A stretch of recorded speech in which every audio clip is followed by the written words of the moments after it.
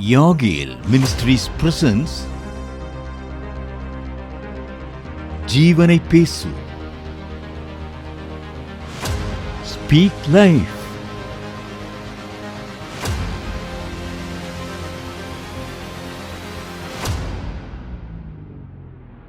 Hallelujah, praise the Lord. ஜீவனை பேசு என்ற இந்த நிகழ்ச்சியில் உங்கள் ஒவ்வொருவரையும் நாங்கள் சந்திப்பதில் பெருமிதம் கொள்கின்றோம். என்ன விசுவாச குடும்பத்தினர்களே, எல்லாரும் எப்படி இருக்கிறீங்க?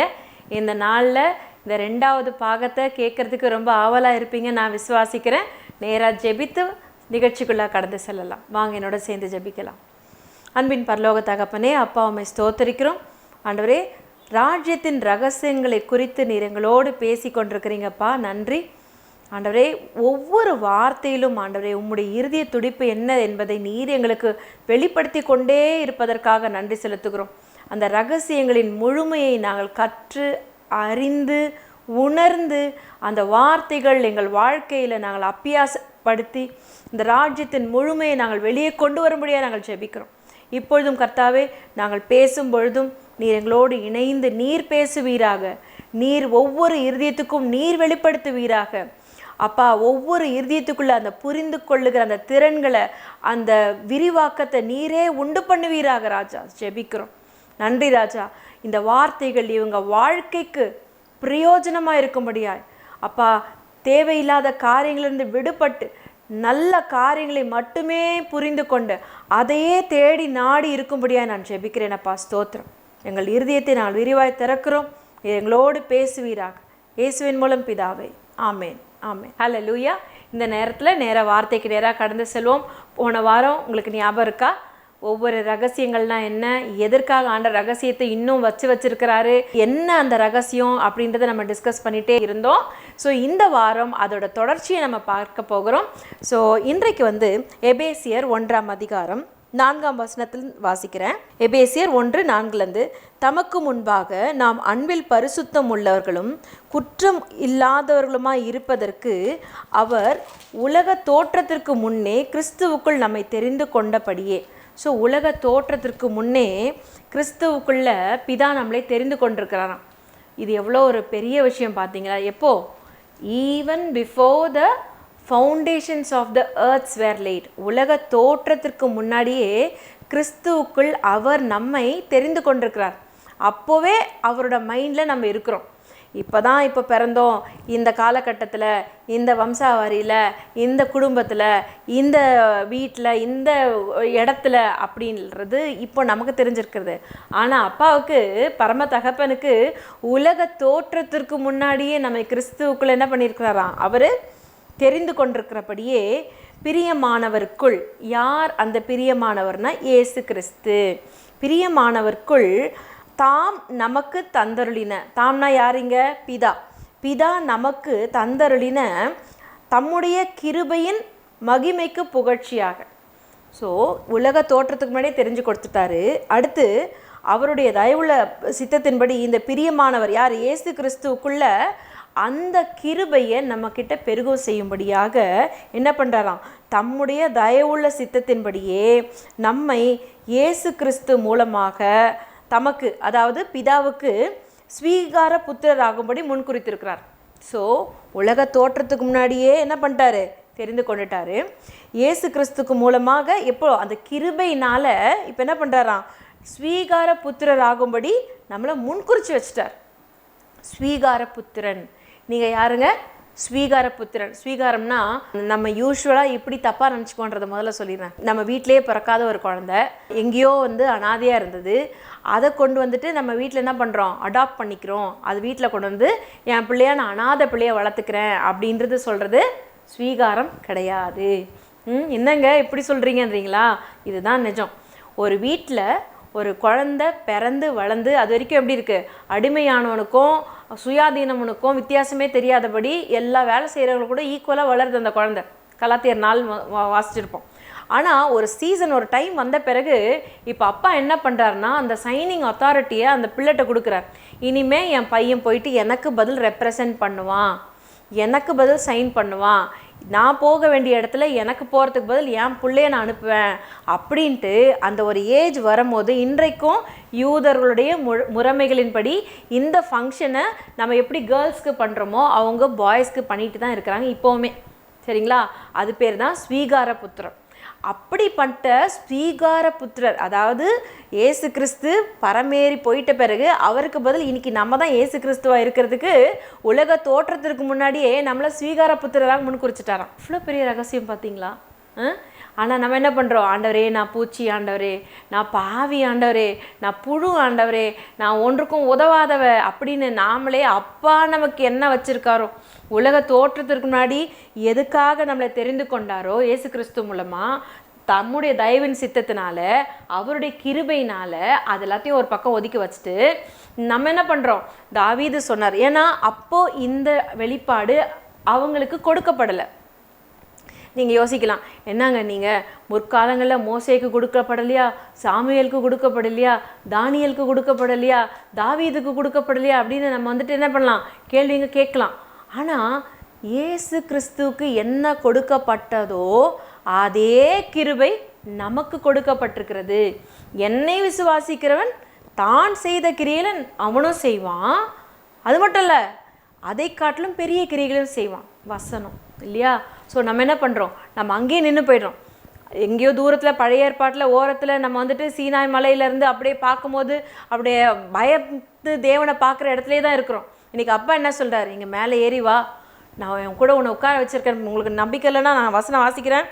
எபேசியர் 2 அதிகாரம் முதல் வசனத்தை முதல்ல வாசிக்கிறேன். அக்கிரமங்களினாலும் பாவங்களினாலும் மரித்தவர்களாயிருந்த உங்களை உயிர்ப்பித்தார். நம்மளே அக்கிரமத்தில் பாவத்தில் ஒரு டைமில் எப்படி இருந்தோம்?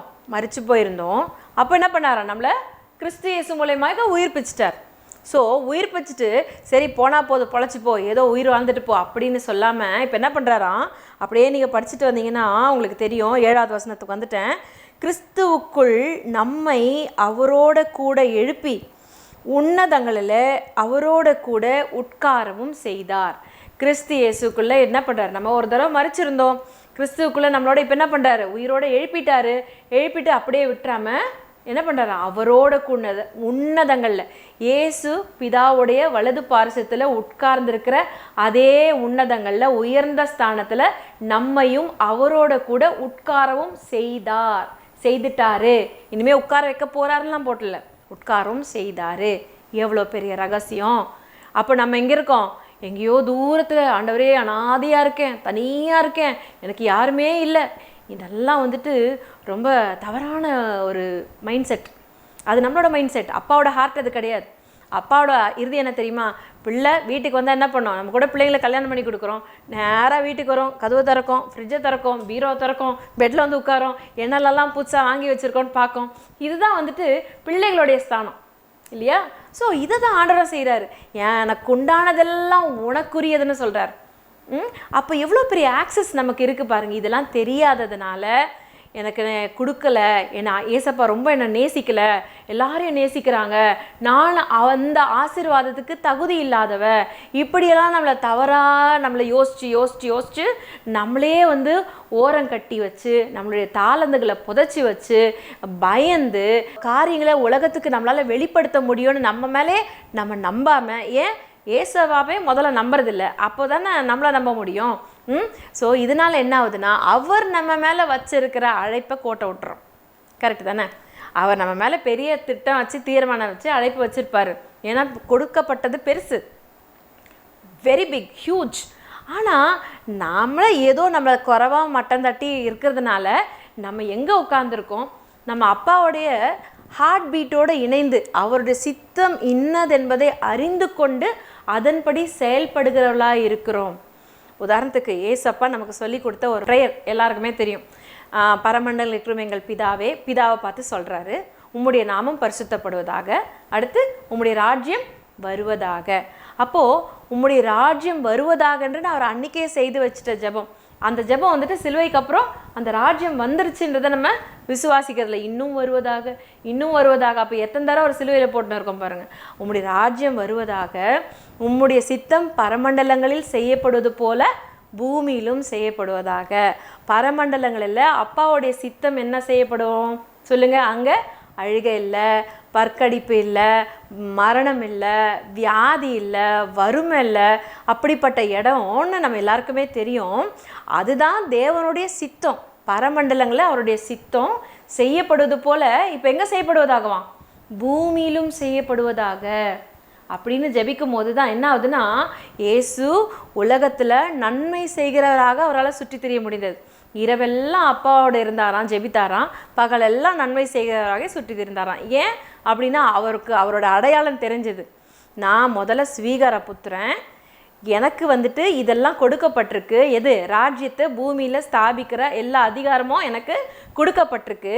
என்னை பார்த்தா பிசாசுகள் நடுநடுங்கி ஓடும், வியாதி எனக்கு இருக்கவே முடியாது, வறுமை இருக்கவே முடியாது. நான் கர்த்தருடைய பிரியமான குமாரனாய் குமாரத்தியாய் இருக்கிறேன். என்ன உலக தோற்றத்திற்கு முன்னாடி அவர் முன்குறிச்சி தெரிஞ்சு கொண்டு வச்சுட்டாரு. அப்படின்ற அந்த வெளிப்பாட்டிலே வாழ பழக ஆரம்பிப்போம். நீங்கள் ஒரு ராஜகுமாரனா குமாரத்தியா?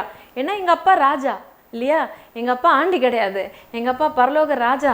ராஜாவோட பெண்கள் பிள்ளைகள் எப்படி இருப்பாங்க? ராஜகுமாரர்களாய், ராஜகுமாரத்திகளாய், அந்த அந்தஸ்தை பெற்றவர்களாய். யோசிச்சு பார்க்கவே எவ்வளோ சந்தோஷமாக இருக்குல்ல? அது நம்ம ஒவ்வொரு நாளும் அதை தியானம் பண்ணி பாருங்களேன். அந்த வாழ்க்கையை நம்ம வந்துட்டு முதல்ல ஸ்பிரிட்டில் வாழ பழகணும். அது தானாக நம்மளுடைய ஃபிசிக்கல் மேனிஃபெஸ்டேஷன் உண்டாகும். அடுத்து ஒரு வசனம் போகலாம். எபேசியர் 3ஆம் அதிகாரம் 3ஆம் வசனம். அதென்னவெனில், புறஜாதிகள் சுவிசேஷத்தினாலே உடன் சுதந்திரருமாய் ஒரே சரீரத்துக்கு உள்ளானவர்களுமாய் கிறிஸ்துவுக்குள் அவர் பண்ணின வாக்குதத்தத்துக்கு உடன் பங்காளிகளுமாய் இருக்கிறார்கள் என்கிற இந்த ரகசியத்தை அவர் எனக்கு வெளிப்படுத்தி அறிவித்தார். இந்த வசனத்தை சாதாரணமாகவே இது வரைக்கும் இத்தனை வருஷமாக படிச்சுட்டு போயிருப்போம். ஆனால் இந்த ரகசியத்தை இப்பொழுது அவர் வெளிப்படுத்தி அறிவிக்கிறார். நீங்கள் பாருங்கள், புறஜாதிகள் சுவிசேஷத்தினாலே உடன் சுதந்திரர். உடன் சுதந்திரம்னா என்ன தெரியுமா? உங்கள் வீட்டில் ஒரு 4 பிள்ளைங்க இருக்கிறாங்கன்னா, அப்பாவுக்கு என்ன சொத்து இருக்கோ 4 பிள்ளைங்களுக்கும் என்னது? ஒரே ஈக்குவல் ஷேர் தான். அது நீங்கள் விசுவாசி அப்படி இல்லை, இவங்க யூதர்கள், இவங்க அப்படி அவர் என்ன சொல்கிறாரு? புறஜாதிகள் சுவிசேஷத்தினால உடன் சுதந்திரன்னு சொல்கிறார். அவர் எல்லாரையும் எப்படி எல்லாரையும் ஒரே பிள்ளைகள். அப்பா எல்லாரையும் ஒரே தானே படைச்சாருங்க, அவங்களையும் அவர் தானே படைச்சாரு. நம்ம எப்படி வித்தியாசத்தை காமிக்க முடியும்? ஒரு வீட்டில் ஒரு அப்பா அம்மாவுக்கு 4 பிள்ளைங்கள்னா, அவர் நல்லா தெரிஞ்சோ தெரியாதோ, அது வரைக்கும் தெரியாமல் கூட இருக்கலாம், நான் இந்த வீட்டு பிள்ளை இல்லைன்னு கூட நினச்சிருக்கலாம். ஆனால் அந்த ரகசியம், நானும் இந்த வீட்டு பிள்ளை தான் அப்படின்னு தெரிஞ்ச பிறகு எப்படி இருக்கான்? உடன் சுதந்திரர் ஆயிடுறாங்க. எவ்வளோ பெரிய விஷயம் பார்த்தீங்களா? உடன் சுதந்திரர். ஒரே இயேசு தான் நமக்கு இப்போ எப்படி இருக்கார்? மூத்த சகோதரனாக இருக்கார். அவருக்கு என்ன சுதந்திரம் ஆக்சஸ் பரலோகத்தில் இருக்கோ, கூட இருக்கிற நம்ம பிரதர்ஸ், ஏன்னா நம்மளை எப்படி கூப்பிட்றாரா? சகோதரனே என்று அழைக்கிறார். அந்த ரகசியத்தை நம்ம தெரிந்து கொள்ளும் பொழுது அவருக்கு என்ன இன்ஹெரிட்டன்ஸ் கிடைச்சதோ பிதா கிட்ட, முழுமையான அதே இன்ஹெரிட்டன்ஸை நமக்கும் அந்த சுதந்திரத்தை உடன் எப்படி இருக்கிறாரா? உடன் சுதந்திரருமாய் இருக்கும்படி நம்மளை அழைத்து இருக்கிறார். அடுத்து பாருங்க, ஒரே சரீரத்துக்கு உள்ளானவர்கள். 2வது பாயிண்ட், ஒரே சரீரத்துக்கு உள்ளானவர்கள். யோசிச்சு பாருங்க, ஒரே சரீரம் எப்படி இருக்கும்? அந்த சரீரத்தில் கண், மூக்கு, வாய், லிவரு, ஹார்ட்டு, கிட்னி எல்லாமே இருக்கும்.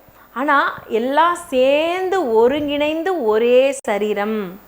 அதெல்லாம் பாடி ஆஃப் கிரைஸ்டில் எல்லாம் ஒருங்கிணைக்கும் போது தான் அந்த முழு சரீரமாக உருவாகுது.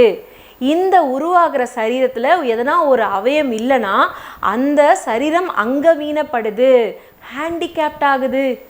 அதனால தான் நம்ம தேவனுடைய ப்ரெசன்ஸில் இருப்பது ரொம்ப முக்கியம். நான் போகலன்னா நான் தேவனுடைய ஆலயமாக இருக்கிறேன்ல, நான் ஆலயத்துக்கெலாம் போக வேண்டாம் இப்படிலாம் சொல்லக்கூடாது. ஏன்? நம்ம எல்லாரும் சேர்ந்து தேவன் வாழ்கிற ஆலயம், ஒரே சரீரமாக இருக்கிறோம். அந்த சரீரத்தில் நீங்கள் ஒரு ஆர்கன் அங்கே அந்த இடத்துல இல்லைன்னா ஹேண்டிகேப்டு தான். அந்த இடம் எப்போவுமே காலி தான். ஆண்டவர் மற்றவங்களை வச்சு செய்யலாமா செய்ய போகலாமாக்கும். அதான். ஆனால் உங்களோட அழைப்பு, உங்களுடைய பிளேஸ் எப்போவுமே அங்கே எப்படி இருக்கும்? எம்டியாக தான் இருக்கும். அதனால தான் என்ன சொல்கிறாரு? நீங்கள் எல்லாரும் எப்படியா ஒரே சரீரத்துக்கு உள்ளானவர்களுமா இருக்கிறீங்க. இந்த ஒரு சரீரத்தில் இருக்கிற அவயங்கள் பாருங்கள், ஒவ்வொன்றுத்துக்கும் ஒரு ஃபங்க்ஷன்ஸ் இருக்குது. ஒரு என்ன பண்ணுது? ஹார்ட்டில் நிறைய பிளட்டை பம்ப் பண்ணும்.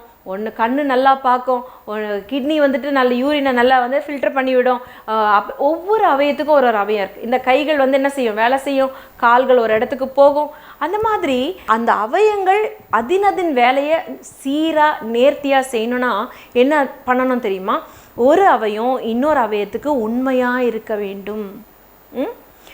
இந்த அவயம் வந்து ஹார்ட்டு கிட்னிக்கோ லிவருக்கோ போய் சொல்லக்கூடாது இல்லைங்க தானே, கரெக்டாக? அப்புறம் வந்துட்டு இந்த லங்ஸ் இல்லையா, அந்த லங்ஸ் வந்துட்டு போய் சொல்லக்கூடாது, பிரெயின் போய் சொல்லவே கூடாது. எப்படி? ஏன்? எல்லாம் ஒரே சரீரத்தின் அவயங்களாக இருக்கும்ன்றதுனால அந்த பொய்யை களைந்து மெய்யை பேசுவீர்களாக. இப்படி இருக்கும்போது தான் அந்த ராஜ்யத்தோட முழுமையை நிறைவை நம்மளுடைய பாடியில் எல்லாரும் அதை மேனிஃபெஸ்ட் பண்ண முடியும். ஆனால் நம்ம என்ன செய்கிறோம்? சில நேரத்தில் போய் பேசிடுறோம். கண்ணு ஒன்று பார்த்துட்டு கைக்கு வேற போய் சொல்லுது, கை ஒன்று வச்சிட்டு இருக்குது, ஆனால் இன்னொரு கைக்கு என்கிட்ட இது இல்லையே அப்படின்னு போய் சொல்லிடுது. இதனால தான் ஒருவரை ஒருவர் கடிந்து கொள்கிறோம். இதனால் என்ன ஆகுது? அழிவை பார்க்க வேண்டியதாக இருக்குது ஒரே சரீரத்தில். அதனால தான் ராஜ்யத்தோட முழுமையை நம்மளால் இன்னும் அனுபவிக்க முடியல. இன்றைக்கும் நான் உங்களுக்கு சொல்லுகிற 3வது பாயிண்ட்டு, கிறிஸ்துவுக்குள் அவர் பண்ணின வாக்குத்தத்தத்துக்கு உடன் பங்காளிகளுமாக இருக்கிறோமா. கிறிஸ்துவுக்குள்ள தேவன் பண்ணின வாக்குத்தத்தம்னு ஒன்று இருக்குது. என்ன வாக்குத்தத்தம்? நம்மளுடைய ஸ்வீகார புத்திரர் ஆகிறோம், அவருடைய பிள்ளைகளாக இருக்கிறோம். ஆல்ரெடி இதுக்காக தான் முன்குறிக்கப்பட்டிருக்கிறோம். கிருபையினால் ஞானத்தை கொண்டு நம்ம இதை விசுவாசிக்கும் பொழுது நம்ம அப்பாவோட என்னென்னலாம் செய்ய சித்தம் கொண்டிருக்கிறாரோ நம்மளை வச்சு செய்ய போகிறாரு அப்படின்றத நம்ம முழுமையாக நம்மளால் விசுவாசிக்க முடியும். இந்த காரியத்தை நம்ம ஏன் மிஸ் பண்ணுறோன்னு பார்த்தீங்கன்னா, கிறிஸ்துவுக்குள் அவர் பண்ணின வாக்குத்தத்தத்துக்கு நம்ம உடன் பங்காளிகளாக இருக்கிறோம். நம்ம பெரியப்பா சித்தப்பா பசங்க மாமா பசங்க அந்த பங்காளிகள்லாம் சொல்லுவாங்க. ஸோ அந்த மாதிரி பங்காளிகள்னு அப்படி இருக்கும்போது நம்ம எப்படி இருக்கிறோமா, எல்லாருமே ஒன்றா இருப்போம், வேற்றுமைகள் இருக்காது, வித்தியாசங்கள் இருக்காது. அப்படிப்பட்ட ஒரு டிஃப்ரென்ஸ் இருந்துச்சுன்னா ஒன்றாக செயல்படவே முடியாது. இந்த இடத்துல பாருங்கள், உடன் பங்காளிகளாக இருக்கிறோம் என்ற இந்த ரகசியத்தை அவர் எனக்கு வெளிப்படுத்தினார். இந்த ரகசியத்தை அவர் என்ன பண்ணுறாராம்? வெளிப்படுத்தி இருக்கிறார். பவுல் எழுதியிருக்கிறார். நமக்கு எவ்வளோ முக்கியமான ஒரு அந்த 13 எபிசல்ஸை வந்து பவுல் வந்து அந்த நிருபங்களை எழுதுறாருன்னா அது சாதாரண விஷயம் இல்லை. எவ்வளோ வந்துட்டு அவர் வந்துட்டு மோசமான ஒரு சூழ்நிலையில் தமஸ்குவுக்கு போகிற வழியில் இயேசு கிறிஸ்து சந்திக்கிறாரு. அவர் குருடர் ஆகிறாரு. திருப்பவும் அதுக்கப்புறம் அனனியாஸ் மூலியமாக அவர் அந்த செதில்கள்லாம் விழுது பார்வை அடைகிறாரு. ஆனால் நம்மளே வந்துட்டு கமாலியலோட பாதத்தில் வந்து உட்கார்ந்து படித்த வந்து பவுல் வந்து இப்போ இவ்வளோ வந்து வெளிப்பாட பேசுகிறாருன்னு வச்சுக்கோங்களேன். கிடச்சிருச்சுன்னா என்ன பண்ணுவார்? திரும்பியும் எல்லாருக்கும் போய் சொல்லிட்டு இருப்பார். ஆனால் இவர் என்ன செய்கிறாரா? அரபு தேசத்துக்கு போய் தன்னை முகமறியாதவராய் காட்டி இப்போ உட்காந்து ஆதி ஆகமத்திலேருந்து இயேசு கிறிஸ்துவை பற்றி என்ன போட்டிருக்குன்னு ஒவ்வொரு வெளிப்பாடாக ரகசியமாக எடுக்க எடுக்க எடுக்க ஆரம்பிக்கிறார். அது எல்லாத்தையும் இப்போ வந்து நிருபங்களுக்குள்ள நமக்கு எழுதி கொடுக்குறார். கிறிஸ்துவுக்கு பின்பாக இயேசு கிறிஸ்து செய்து முடித்த காரியத்தை முழுமையாய் பவுல் அப்போஸ்தலர் நமக்கு வெளிப்படுத்தியிருக்கிறார். பவுல் அப்போஸ்தலர் முடிஞ்சு போச்சுன்னு நினைக்காதீங்க. அதுக்கப்புறம் இந்த ரகசியத்தை எடுத்து ஸ்டூவர்ட் பண்ண வேண்டியது உங்களோட என்னுடைய வேலையாக இருக்குது. அப்போது அந்த வேலையை நம்ம எப்படி செய்வோம்னா, முதல்ல இப்படி ஒரு விஷயம் இருக்குன்னு தெரிஞ்சுக்கணும். தெரிஞ்சுக்கிட்ட பிறகு தான் அந்த ரகசியம், நான் உடன் சுதந்திரனாக இருக்கிறேனா, உடன் பங்காளியாக இருக்கிறேனா, ஒரே சரீரத்துக்கு உண்டான அவயங்களாக இருக்கிறேனா அப்படின்றது அந்த தெரிந்து கொண்ட பிறகு தான் நான் யாராக இருக்கிறேன், என் ஸ்தானம் என்னது என்பதை நம்மளால் அறிந்து கொள்ள முடியும். ஸோ அடுத்து நான் வாசிக்கிறேன். அதாவது எபேசியர் 3ஆம் அதிகாரம் 6ஆம் வசனம். இந்த ரகசியம் இப்பொழுது அவருடைய பரிசுத்த அப்போஸ்தலருக்கும் தீர்க்கதரிசிகளுக்கும் ஆவியானவராலே வெளிப்படுத்தப்பட்டிருக்கிறது போல முற்காலங்களில் மனுபுத்திரருக்கு அறிவிக்கப்படவில்லை. முற்காலங்களில் என்னங்க புதுசாக சொல்கிறீங்க இப்போ அப்படின்ட்டு உங்கள் மைண்டில் நீங்கள் யோசிச்சிருப்பீங்களே, அதுக்கு உண்டான வசனம் தான் அது. இந்த ரகசியம் இப்போ தீர்க்கதரிசிகள்னு அவர் எழுதி 2000 வருஷம் ஆயிடுச்சுங்க. ஆனால் ஆவியானவராலே வெளிப்படுத்தப்பட்டிருக்கிறது. யோசிச்சு பாருங்க, ஆவியானவராலே வெளிப்படுத்தப்பட்டு எழுதப்பட்டிருக்கிற முத்திரை போடப்பட்ட ரகசியங்கள் இப்பொழுது வெளியாக்கி கொண்டே இருக்கிறது. நீங்கள் யாராக இருக்கிறீங்க, அப்பா உங்களை எப்படி பார்க்குறாரு, உங்களுக்கு என்ன சத்துவம் இருக்குது, உங்களுக்கு என்ன கொடுக்கப்பட்டிருக்கிறது, நீங்கள் அடிமைகள் அல்ல, நீங்கள் சுயாதீனர்கள், அப்பாவின் சொந்த செல்ல பிள்ளைகளாக இருக்கிறீங்க. அவரோட கூட உன்னதங்களை உங்களை பக்கத்தில் உட்கார வச்சிருக்கிறாருங்க. உங்களுடைய ஜீவன் கிறிஸ்துவுடனே தேவனுக்குள்ளே மறைந்திருக்குறீங்க அப்படின்ற அந்த ரகசியங்கள் எல்லாமே இருக்கு. ஸோ இதை நம்ம ஆக்சஸ் பண்ணுறதுக்கு முதல்ல நம்ம யாருன்னு தெரிந்து கொள்ளணும். ஸோ இந்த அறிவு முற்காலங்களில் மனுபுத்திரனுக்கு அறிவிக்கப்படலை. ஸோ அதனால தான் அந்த பரிசுத்தவான்கள் என்ன பண்ணாங்க, அவங்களுக்கு என்ன தெரியுமோ அதை மட்டும் எழுதிட்டு போனாங்க. உதாரணத்துக்கு நான் கண்ணாடி போட்டிருக்கேன், எனக்கு வந்து -3 இருக்குது பவர். ஸோ இந்த கண்ணாடி இல்லைன்னா எனக்கு சரியாக தெரியாது. அந்த கண்ணாடியே நான் சரியாக போட்டால் தான் எனக்கு கண்ணு கரெக்டாக தெரியுதா இல்லையா, நான் எந்த அளவுக்கு கிளாரிட்டின்னு என்னால் சொல்ல முடியும். அதே மாதிரி பிதாவை நமக்கு முழுமையாய் வெளிப்படுத்தி காண்பித்தவர் இயேசு கிறிஸ்து. இந்த கண்ணாடியாக இருக்கிற இயேசு கிறிஸ்துவை நான் போட்டுக்கிட்டு பார்க்கும்போது தான் எனக்கு பிதா கரெக்டாக தெரிவார். கரெக்டாக? ஆமாம் தானே? ஒருவேளை ஆபிரகாம் வெளிப்படுத்தியிருக்கலாம், மோசே வெளிப்படுத்தியிருக்கலாம், தாவீது வெளிப்படுத்தியிருக்கலாம், தானியேல் வெளிப்படுத்தியிருக்கலாம், பெரிய பெரிய பரிசுத்தவான்கள் வெளிப்படுத்தியிருக்கலாம், prophets, major prophets, minor prophets எல்லாரும் வெளிப்படுத்தியிருக்கலாம். ஆனால் ஒருத்தருக்கும் ஜீசஸ் லென்ஸ் கிடையாது. பிதாவின் மடியில் இருக்கிற இயேசு கிறிஸ்து அல்லாமல் பிதாவின் முழுமையை நம்மளால் அண்டர்ஸ்டாண்ட் பண்ணவே முடியாது. ஸோ பிதா எப்படிப்பட்டவர்? நானே வழியும் சத்தியமும் ஜீவனுமாக இருக்கிறேன், என்னை அல்லாமல் ஒருவனும் பிதாவினிடத்தில் வரான். ஸோ அந்த பிதாவை நமக்கு வெளிப்படுத்தி காண்பித்தவர் இயேசு கிறிஸ்து. அந்த பிதாவுடைய அன்பு என்ன, அந்த நமக்காக அவர் என்ன வச்சிருக்கிறார், அவர் ஹார்ட் என்ன, அவர் என் மேலே கோபம் இல்லைங்க அப்படின்றத அந்த முழுமையை வெளிப்படுத்தி காண்பித்தவர் இயேசு கிறிஸ்து. என் பிதாவின் சித்தத்தின்படி செய்கிறதா எனக்கு மெய்யான போஜனமாக இருக்குது அப்படின்னு சொன்னவர். அவர் என்ன செய்கிறாரோ அதை பார்த்து தான் நான் செய்கிறேன், என் சுயமாக நான் எதுவுமே பண்ணலன்றவர். ஸோ அந்த மாதிரி பார்த்திங்கன்னா அப்பாவுடைய அன்பை முழுமையாக வெளிப்படுத்தின இயேசு கிறிஸ்துவை நாம் இன்றைக்கு நம்ம இப்படியெல்லாம் இருக்குன்றதை அறிந்து கொள்ளும் பொழுது அந்த லென்ஸில் பார்க்க ஆரம்பிப்போம். தகப்பனை சரியான லென்ஸில் பார்க்கும்போது, ஓ தகப்பன் என் மேலே கோவமா இல்லை, என் மேலே ஹாப்பியாக இருக்கார், ஓ பரம ராஜ்யத்தோட ரகசியங்களை என்னை நம்பி ஸ்டூவர்ட் பண்ணுறதுக்கு இவ்வளோ வச்சிருக்கிறாரு அப்படின்னு நம்ம தெரிந்து கொள்வோமாக, அது புரிந்து கொள்வோமாக.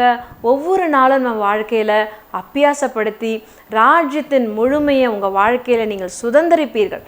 அநேகருக்கு நீங்கள் ஆசீர்வாதமாக இருப்பீர்கள். வாங்க ஜெபிக்கலாம். Hallelujah. ஸ்தோத்திரிக்கிறோம், ஸ்தோத்திரிக்கிறோம். Thank you father, thank you Jesus, thank you holy spirit. We welcome you daddy. அப்பா நன்றி ராஜா. ஆண்டவரே, நீர் எங்களுக்காக செய்து வைத்திருக்கிற காரியங்கள், உலக தோற்றத்திற்கு முன்னாகவே மறைப்பொருளாக இருந்த காரியங்களை ஆண்டவரே, நீங்கள் எங்களை ஆல்ரெடி புத்திர ஸ்வீகாரர் ஆகும்படி நீங்கள் எங்களை தெரிந்து கொண்டு முன்குறித்திருக்கிறீரப்பா. தேங்க்யூ அப்பா, ஸ்தோத்திரம். இது நாங்கள் இத்தனை காலங்களாய் அறியாமல் நான் ஒரு பூச்சி, நான் ஒன்றுக்கும் உதவாத புழு என்று எங்களையே நாங்கள் டீக்ரேட் பண்ணியிருக்கோம் ஆண்டவரே. இன்றைக்கும் ஆண்டவரே எங்கள் இருதயத்தை உங்கள் பக்கமாய் திருப்புகிறோம் ராஜா. அப்பா ஸ்தோத்திரம் ஆண்டவரே, நன்றி. நீர் எங்களை உங்களுடைய அந்த ஒரே சரீரத்தின் அவயங்களாய் நீர் வைத்திருக்கிறீர். புறஜாதிகள் இயேசு கிறிஸ்துவுக்குள்ளாக நாங்கள் சுதந்திரராக இருக்கும்படி நீர் எங்களை அழைத்திருக்கிறீர் அப்பா. அப்பா ஸ்தோத்திரம், நன்றி நன்றி நன்றி ராஜா. அப்பா அப்படிப்பட்ட சுதந்திரவாளிகளாய், தெரிந்து கொள்ளப்பட்டவர்களாய், ஒரே சரீரத்தின் அவயங்களாய் இருக்கும்படியான இந்த ரகசியத்தை நீங்கள் எங்களுக்கு வெளிப்படுத்திருக்கிறீரப்பா. ஸ்தோத்திரம், நன்றி தகப்பனே, நன்றி ராஜா. Thank you daddy. அப்பா அப்படிப்பட்ட ஒரே சரீரத்தின் அவயங்களாய் நாங்கள் செயல்படுவதற்கு தேவையான ஒரு மனதிற்காக நாங்கள் ஜெபிக்கிறோம் ஆண்டவரே. எங்கள் சிந்தையில் பிள்ளைகளாகி இருக்கிற எங்களுக்கு, எங்கள் சகோதர சகோதரிகளை பார்த்து வருகிற எந்த ஏற்ற தாழ்வுகள் எங்கள் சிந்தையில் வராதபடி எல்லாரையும் கிறிஸ்துவின் பிள்ளைகளாய், ஒரே தாய் வயிற்றின் பிள்ளைகளாய், ஒரே பாத்திரத்தில் இருக்கிற அந்த சாப்பாட்டுடைய அந்த ஒரே ருசியாக இருக்கும்படியாய் கர்த்தாவே, எங்கள் அந்த ஒன்னஸ்க்காக நாங்கள் ஜெபிக்கிறேன் ஆண்டவரே.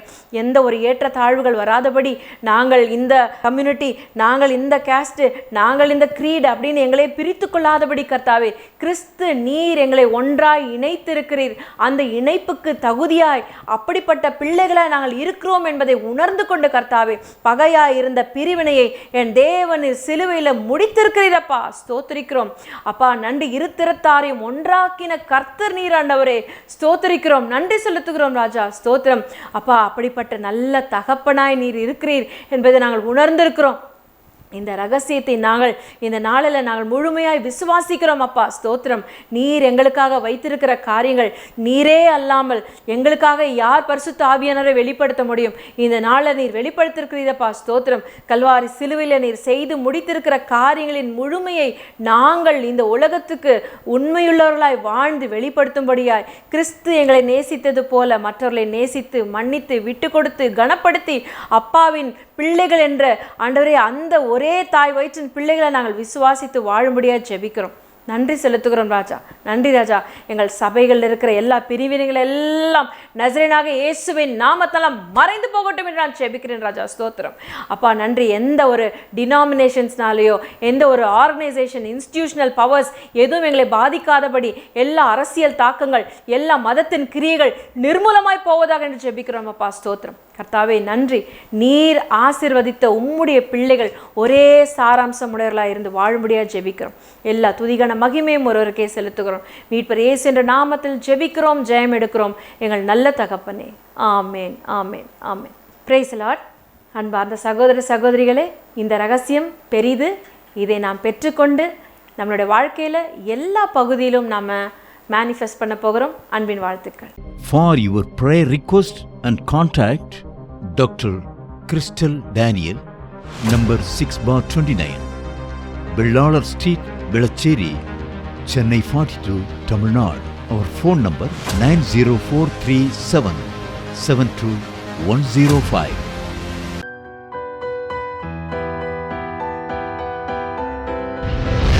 கர்த்தர் உங்களை ஆசீர்வதிப்பாராக.